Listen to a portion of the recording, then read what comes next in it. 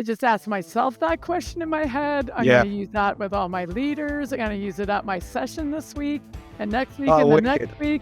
And you will get full credit for that question. That is Thank I you. was going to ask you, what's an actionable takeaway for listeners that they can implement right now? That is it. Welcome to Tip Top Grow Up Your Business with Metronomics. Join me, Shannon Susko, and Metronomics certified coach, Jed Roberts. We'll be talking to business thought leaders, entrepreneurs, CEOs, and business team coaches who have all taken the journey to grow up their businesses to their tip top. We'll be sharing strategies, systems, stories, and how you can grow your company up at the speed you want. If you're searching for your path to the tip top and feel your time is running out, then this podcast is for you.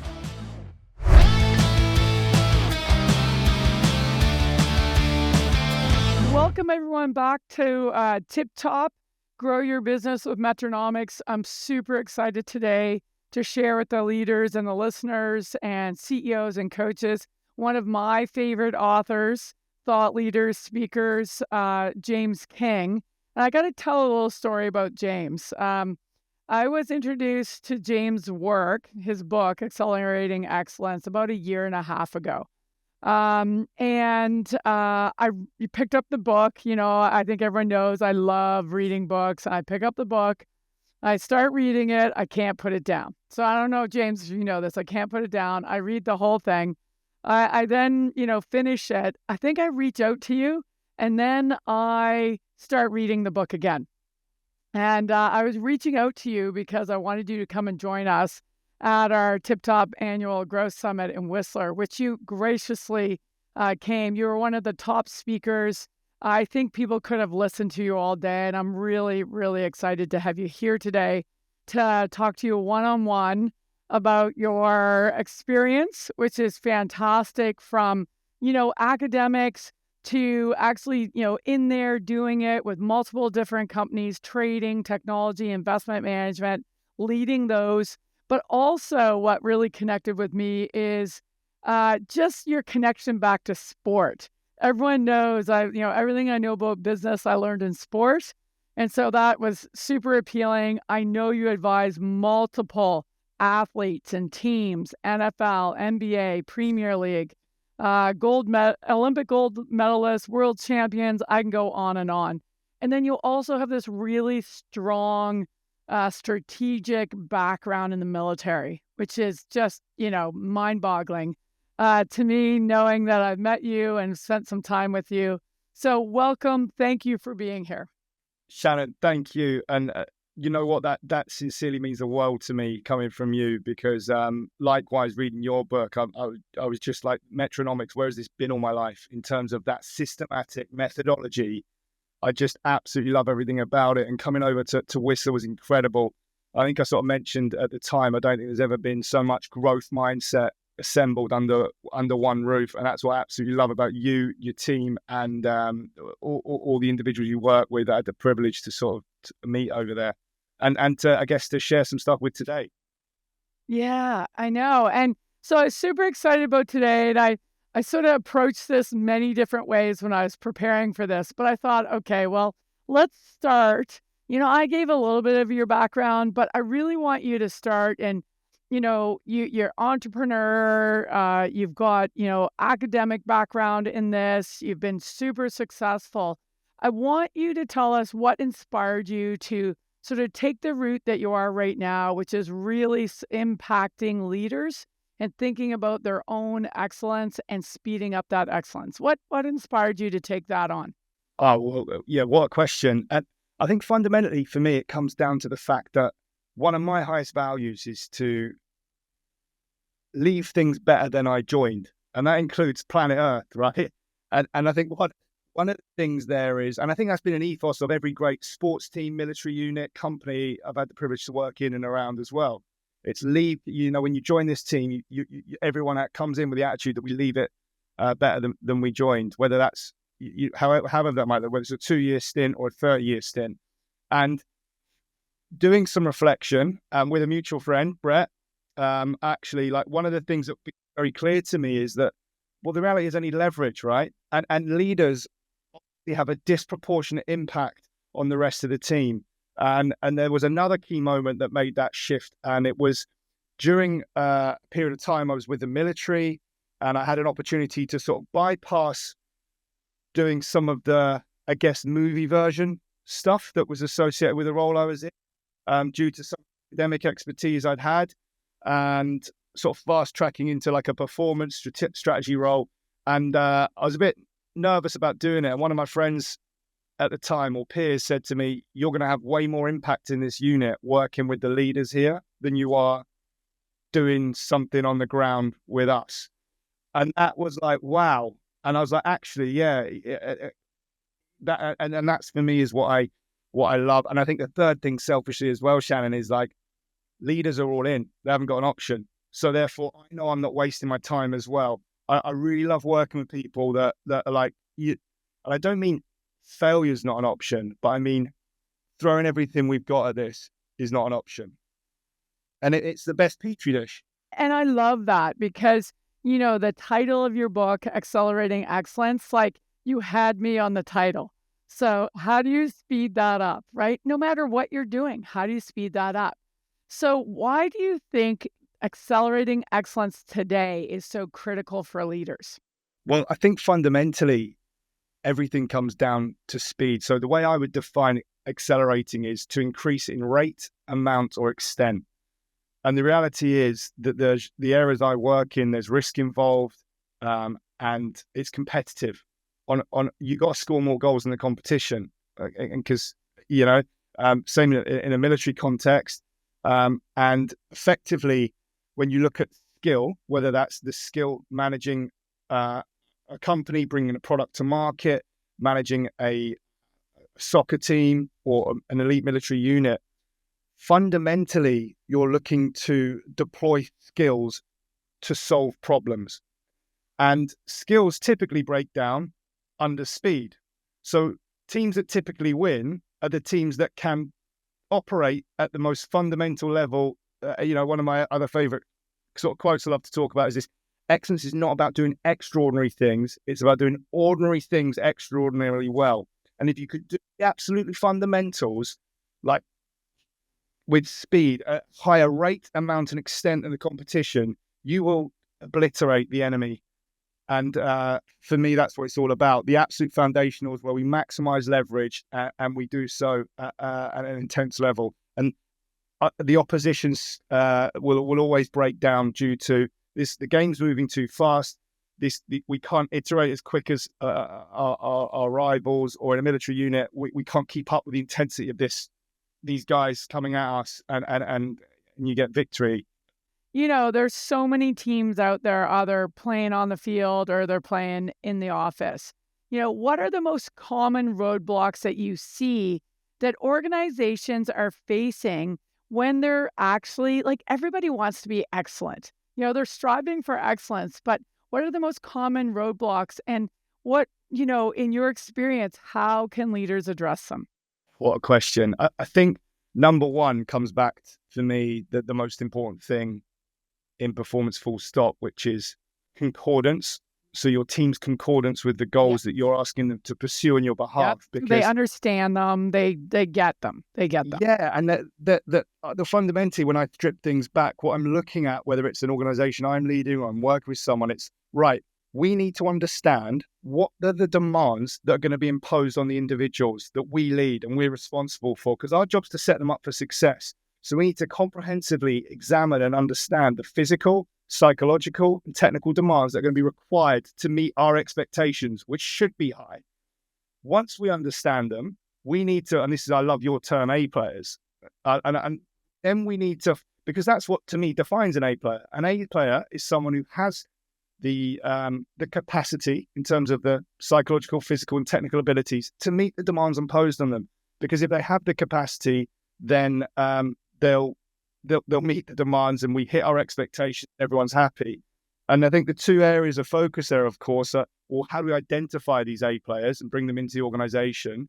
We need people that have the strengths, so the baseline abilities in these areas, which are going to dictate how the baseline ability, but then how responsive these individuals are to training, the interests, So we're going to ask someone to do something all day long. And let's face it, you have to chuck in time. You can't avoid that. So we need to make sure that people have a sincere interest in the activities we're going to ask them to engage in day to day, week to week, month to month, year to year. And then crucially, values. We need to make sure that what's most important to that individual, we can satisfy in our team and organization. And that's when we maximize, people bring the blood, sweat, and tears to achieve their goals, because doing so fulfills their values. So I think fundamentally, that's number one. Yeah. And I love that. I love that you're talking. Brad Smart, who created Top Grading, coined A players. And, I was attracted to that as well. I got to tell you, because we know it's about the who, that's really going to help leaders achieve what they set out. And achieving excellence, needs to be that A player who's going to, exceed the performance expectation, wants to be measured, right? Knows, what the goals are. What do you like? So, that is one of the biggest barriers when we think about building a team to achieve a goal, is identifying and, looking for, and you said it, hiring and keeping A players. If you can think about it from a perspective of leaders set the tone of excellence, there's no doubt, right? How do they, so we have this team of A players, and leaders are setting that tone for excellence. Like, I know lots of people can read your book. I read it once, I read it twice, right? And then I had to take a step back and go, how does this apply? First to me, and then how do I apply it to my team? What advice or what feedback can you give thinking about leaders setting the tone for excellence without overwhelming their teams? I think fundamentally, the first word that jumped to mind there for me was clarity. Yeah. And I think the job of the leader is to simplify. Yes. My favorite word. Remove, not add. Your job is to Yes. remove obstacles. Yes. I think of my role when I'm in a leadership role, or if I'm working in an advisory capacity with a leader, is to, fundamentally, the job of any leadership or command team is to remove every excuse for every individual in that team to not be everything they can be. And one of the questions I get asked a lot is, how do I motivate this person? I know they've got I had a call today, Premier League football team, talking about a player. He's got the ability to be the most talented player in the league, but I just need to do more of this and that. And it's the wrong way to think about it. I think and the real question is, how do you create the conditions in which those individuals motivate themselves? Love that. I love that. How do you create the conditions in order for that team member to actually, not only excel as an individual, but with the team? And, you use the word clarity, you use the word simplify. I think about that as a young CEO, as my first business. I mean, that's what we are striving for. And you don't have to be a young CEO. You can be a CEO today, still striving for that clarity, that simplicity to create the environment. So when we think about that, and we think about, because you've touched sort of all around this, excellence, and you've said this, right? Excellence often hinges on team alignment and culture. So we're talking all around that. How can leaders, when you're working with leaders, how do you help them sort of see that and then foster that buy-in from their teams? Because there's a two-way street, right? We have to keep that in balance. But how do you coach leaders to sort of, number one, they have to get there, and two, they have to get their teams there? What a question, Shannon. I just love the way your brain works. I think we're like kindred spirit in where you go with this.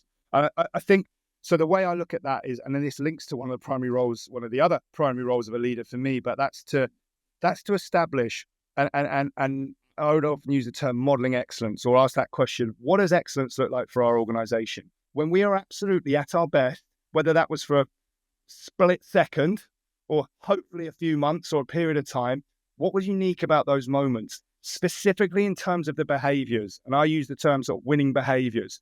What are the behaviors that win us points? And I think it's important to get crystal clear on that, because that sets the expectations. And doing that process, it's something, another sort of term I use is the cultural architects. I think if you want people to engage and buy into it, they need to be involved in it. So I would look for individuals in your organization that ideally demonstrate these almost naturally under the conditions by which you operate. And then I would also look at individuals who have influence in your organization. So I always use I guess the ultimate example of that for me growing up in the UK was David Beckham was like the generation above me. Right. And he got his haircut. Every kid in the country went and got the David Beckham haircut. And it's like the David Beckham effect. Who has that in your organization? Right. If they engage in this, and I've seen this in sports teams and military units, you get those 2-3 individuals that have that political capital, and you get them on side and you get them on board, and maybe you have to compromise on a few things. But then you've got them internally bought in. They will bring everyone else with you. And they will also be the enforcers, because you can't be as CEO, walking around with a big stick hitting people when they, left and right path. You need your like Rottweilers on the end of a leaf, like enforcing those standards. So I think involving those in that process. Then I think critically, it's about making sure you communicate clearly, and communication being defined as the individual understands, not, well, I told them or I sent them an email, but it says on the wall, the unrelenting pursuit of excellence. Well, what does that mean? Do you know what I mean? Like, you have to internalize it, show them, give them stories. Here's an example of that at this level. Here's an example of that when you're on operations. Here's an example of that when you're in a pub on Friday night. Here's an example of that when you're operating in a foreign country with no backup. Really infer it and make sure it's crystal clear. And then last step, and then I'll take a breath, but is because I think this is such an important one with leaders today, and I get it because of the way culture is at the moment. I think, and I get it, right? Like 30 years ago, it was probably a bit too much, right? In terms of beating people, berating people, especially in certain cultures. But I think in terms of this challenge support thing, I think we've thrown the baby out with the bathwater, and we've gone way too far at the other end of the idiocracy. We don't enforce those standards when we see people breach them. And then we complain about, it's this generation or it's that. Right. Leader, it's never that. It's you. Yeah. And one of the best pieces of advice I ever got was from General Stanley McChrystal, who's a hero of mine in terms of leadership. And he was like, he sort of shared that the most pivotal moment for him as a leader was that when he clicked, it wasn't about him looking in the mirror, about his credentials. It was about him looking at his team, and they are the reflection of his ability and that was profound for me.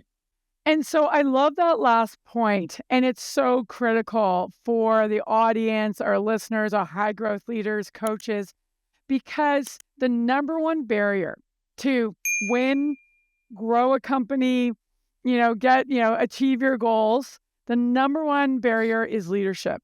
And for the leaders listening in, I hate to tell it to you, maybe you know this already, but we are the barrier. When we're stuck, that reflection, is back at us. And so the thing that I loved about your book, and lots of people picked up on this, and I did lots of work with my own teams that I work with, leadership teams, and working and helping them find their sweet spot for excellence, right? That's a huge piece of this. And it gets back to the individual. And lots of the teams that I worked with, they all read the book. They went and did the work on their sweet spot, great, individually, and then we thought about it organizationally. When you're working with leaders, what's it take? Like, I was sort of thinking about the experience I had. I'm not an expert. You're an absolute expert to help people find their sweet spot, and then, that's what's going to get that acceleration. How do you do that? Like, how do you do that? So, I look in the mirror and I go, I'm way out. I'm way off. What do you do? I think the first thing is, there's a couple of pieces. The first thing is having the courage to tell yourself the truth. And I know a lot of us don't like here, me included. We don't like here, I'm not where I want to be yet. And that's the crucial word, yet, because that's the one that makes it, because if it's not where I want to be, that's where we risk ego setting in, and then we start to sweep stuff under the carpet, pretend the problems don't exist. And that's the beginning of the end. And that's when I want to short that company all day long. And then, so I think it starts with that, having the courage to be honest about where you're leaking progress, and including hearing it from other people. There's some other basic tests that you can employ to give you more intelligence about, a lot of psychologists won't like me saying this, but humans are incredibly predictable. You have a personality hardware and you inherited that and it ain't changing. And you need to understand what it is and the strengths and weaknesses that come with it. And you need to make sure the way you lead leverages your strengths. Because it's not that one style is better than another. It's that you've got to leverage your strengths, but then you've got to mitigate your weaknesses. So whatever your strengths are, that, without that understanding, it's very hard to find the perfect oppo. Everyone needs a second in command that has those complementary, so that as a team, the whole point of team is that collectively we have these strengths that enable us to deal with the problem sets we're dealt. And then I think one of the most profound things that I think separates the most elite leaders I've had the privilege to work with, and I think some people just have this, but it's a skill, and like any skill can be developed with effort. But it's quite simply that ability to constantly ask, how am I part of the problem? And everyone I work with is sick of that, and I get it. Yes. I know what you're going to say. I'm like, they'll moan about, they'll have their event, and I'll be like, well, how are you part of the problem? And it's like, because I can't wait to ask that question. Oh, it's a banger. And anytime you hear anyone moaning about anything, how are you part of the problem? And to be honest, if you do that with your staff as well, it's a very good intelligence gathering exercise in terms of where they are. Are they at the victim end of the continuum, or are they prepared to be like, and the leader that can say, okay, my team aren't where they want to be, and I feel like they're not bringing the same intensity or the drive that I'd expect. Well, that's your problem. Why are you tolerating those standards? Why aren't you forcing those errors? Why aren't you spending enough time on getting the right people in? You have control of that. And that's the key word, control. It's that perception. I have agency. I have options, Yeah. I love that question. I think about that question out, I just ask myself that question in my head. I'm going to use that with all my leaders. I'm going to use it at my session this week and next week and the next week. And you will get full credit for that question. That is I was going to ask you, what's an actionable takeaway for listeners that they can implement right now? That is it. Oh, I think that's it. You want that etched into the front of your skull. Every time something annoys you, even if it's a driver cutting you up, how are you part of the problem? Yes. Well, I've got unrealistic expectations. I expect to drive past 1,000 drivers on my trip to London, expect one not to be an arsehole. Come on. Do you know what I mean? It's like, it always comes back to you. I love it because in order for us to grow teams that are really solid, high-performing teams, the self-awareness starts with ourselves. And then we have to understand each other around the table. And we do so much work on that in Metronomics, in the system, when we think of the cultural system, the cohesive, the human. Oh, that's what I love about your system. All of those pieces. And we're trying to balance the culture and the performance with really the business, right? The strategy, the execution, the cash. Thinking about, and I know you've, thank you. I know you've read about Metronomics and the systems, and I think we're kindred spirits when it comes to systems. What do you think, based upon you're exposed to our community at Tip Top in the springtime, when you think about Metronomics and you think about, we have our soft edge systems, we have our hard edge systems, and lots of people are, who are listening to this are some stage of implementation. What do you think, about a structured system like this, and then, working within your system? Like, how can people put them together? What are your thoughts? I think inherently there's a lot of overlap. Well, a lot of, for first off, I think the system you've created is absolutely phenomenal. And, I think what I like about it is I think there's flexibility built into it to express who you are and what you're about. And I think one of the key parts is as you progress through that process, the Metronomics process, in order to leverage maybe some of the more human soft side that maybe I might talk about, I think it's really just about making sure you park time to actually do what you're suggesting. And for me, the word that springs to mind there is introspection. And admitting if you struggle with it, ask for help with it, because you can't expect yourself to be a whiz with numbers, a whiz with operations, a whiz with systems, a whiz with people, a whiz with introspection. So some people will probably read a section of the book, perhaps some concordance, be like, oh my God, I get it. Right. Yeah, I need to be doing more of this.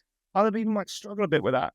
And I think that's, again, the thing that you offer in that terms of support is so valuable, but it's stick your hand up and ask. Otherwise, guess what? You're part of the problem.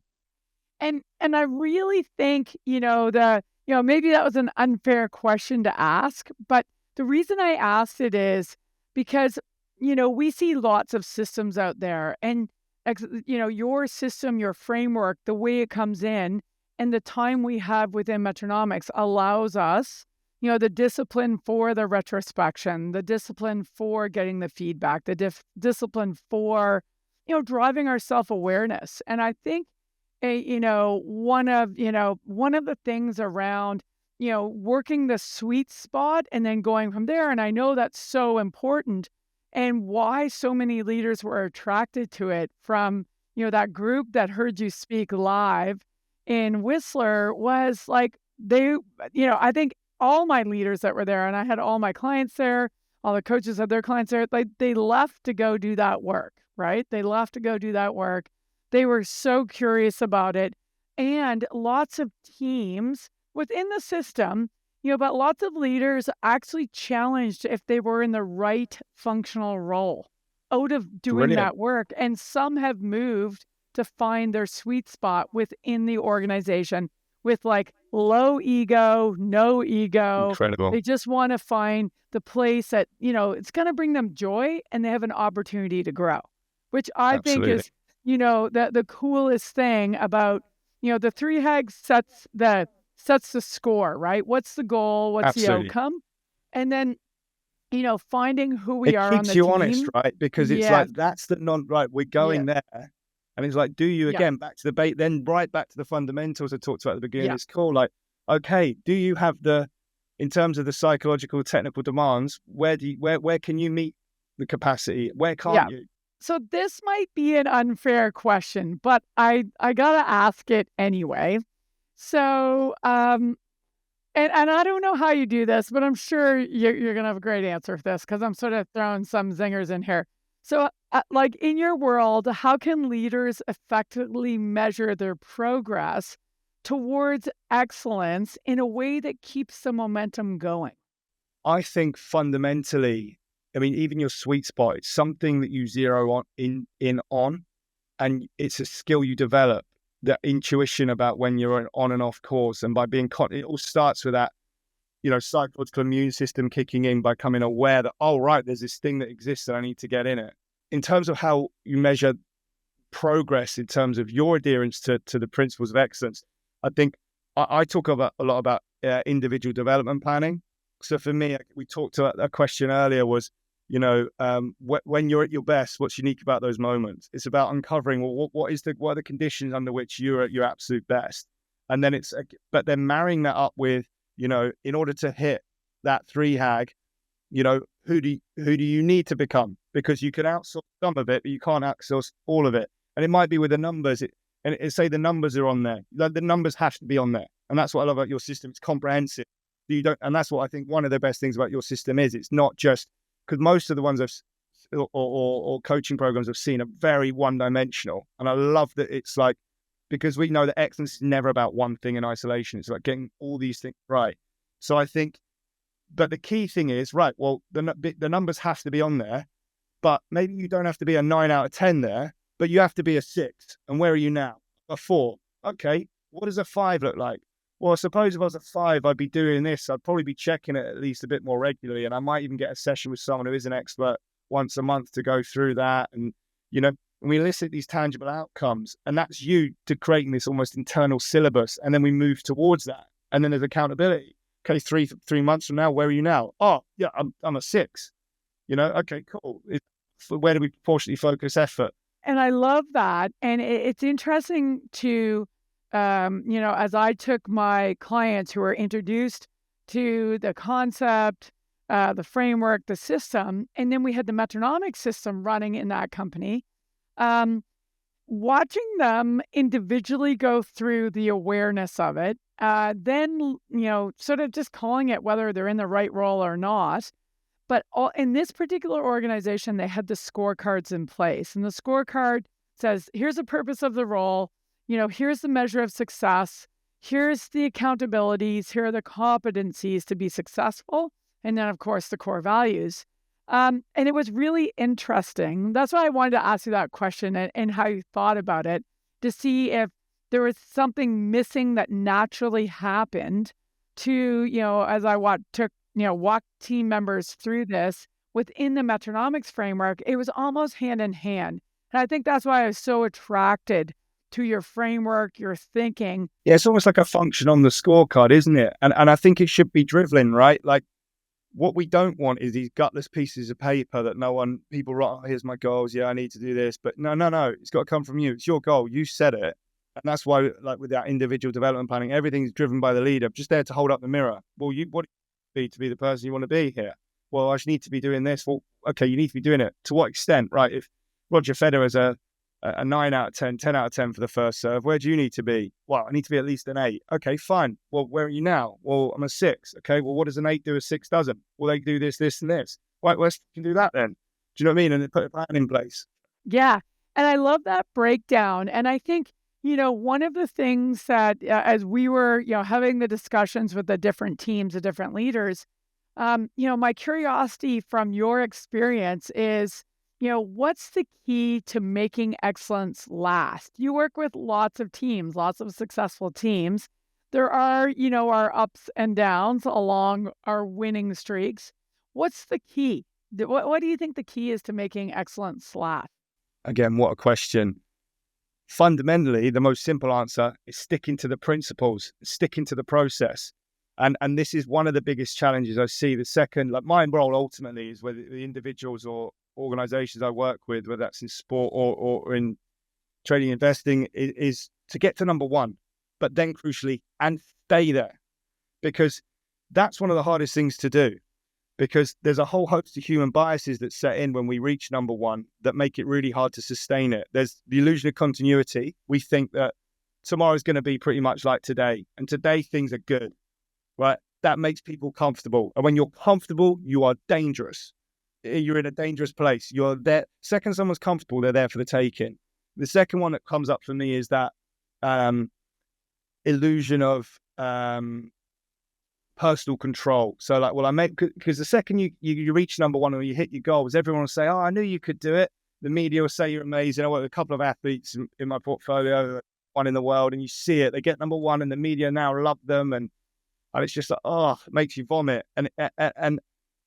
And that's where I'm always looking there to, number one, to create a bigger enemy. I want to fight hard to find competition. Okay, right, you're number one in this sport, but these guys win percentages in tennis and in golf are like through the roof compared to you. Now I'm comparing you to them. It's trying to like find a new competitor in that respect. It's also like, okay, we got there, but wow, that was a long bull market, mate.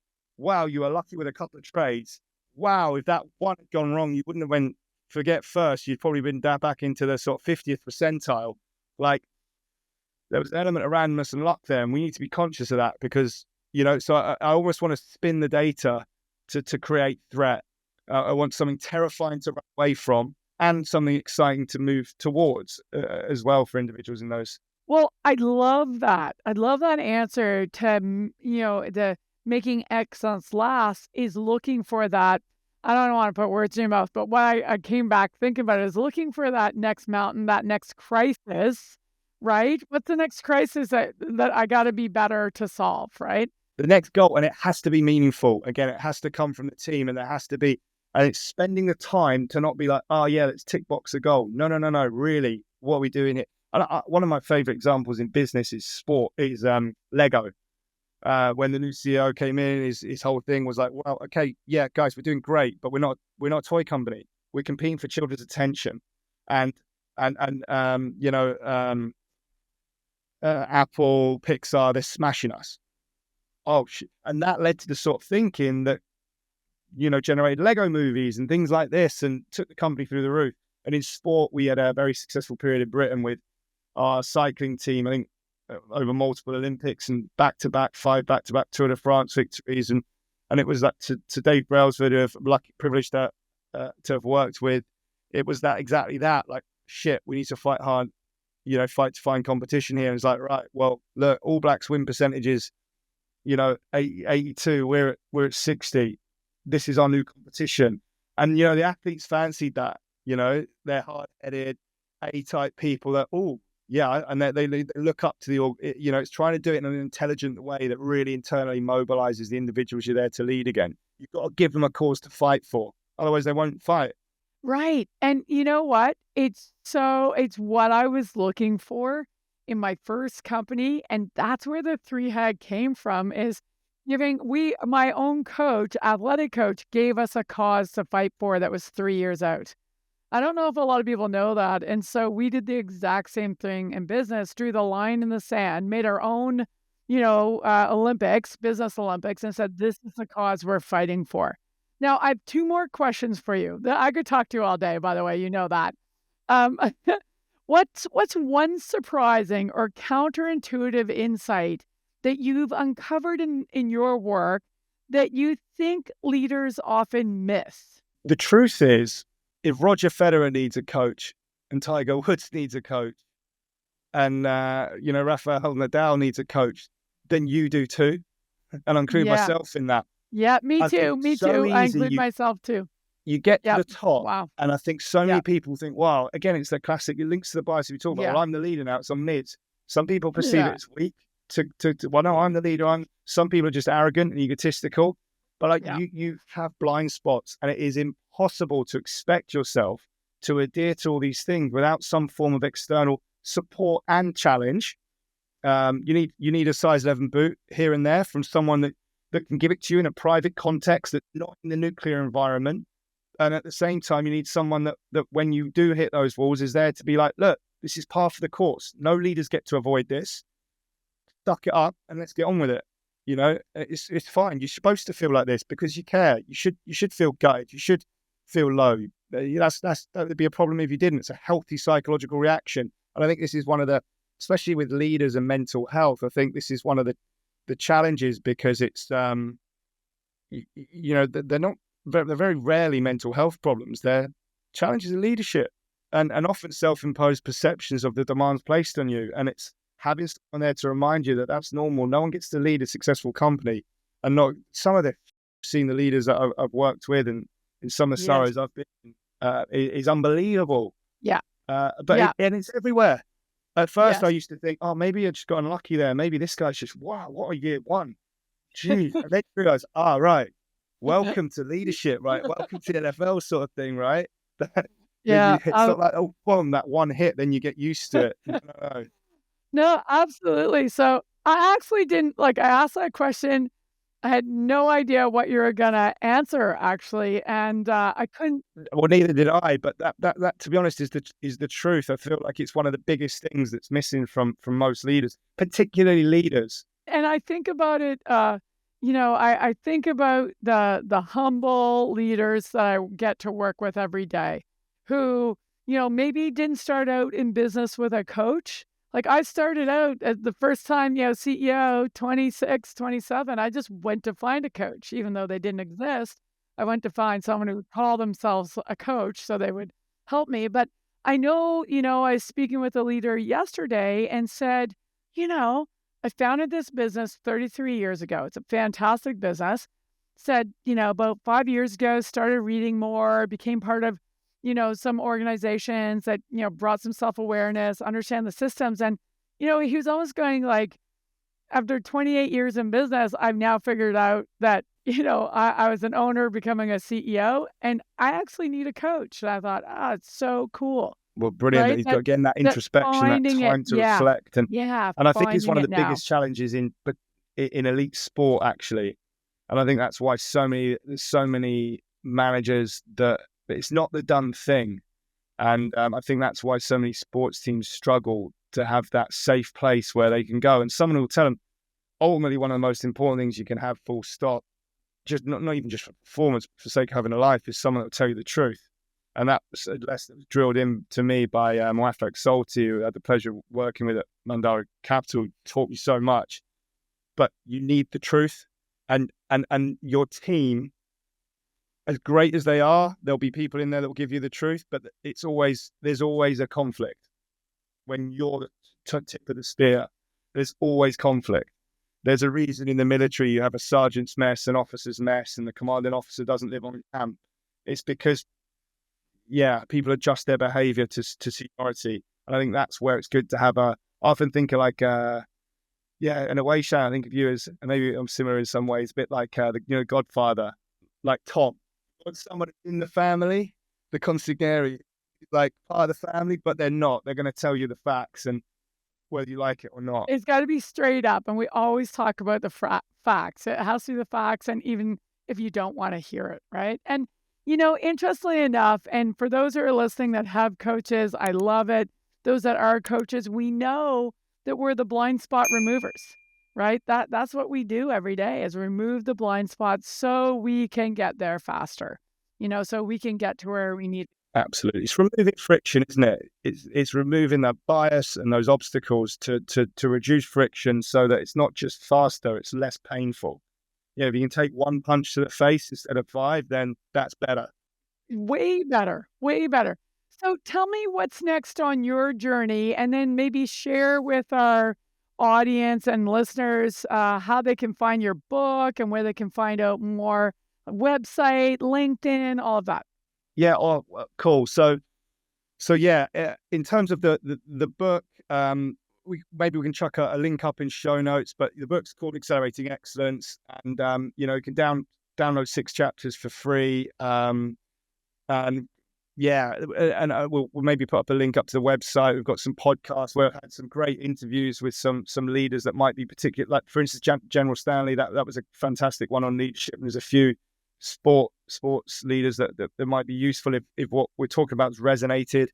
But for me, the next thing for me is about, like, without trying to sound too cliched or cheesy, like, I genuinely believe these principles can save the world.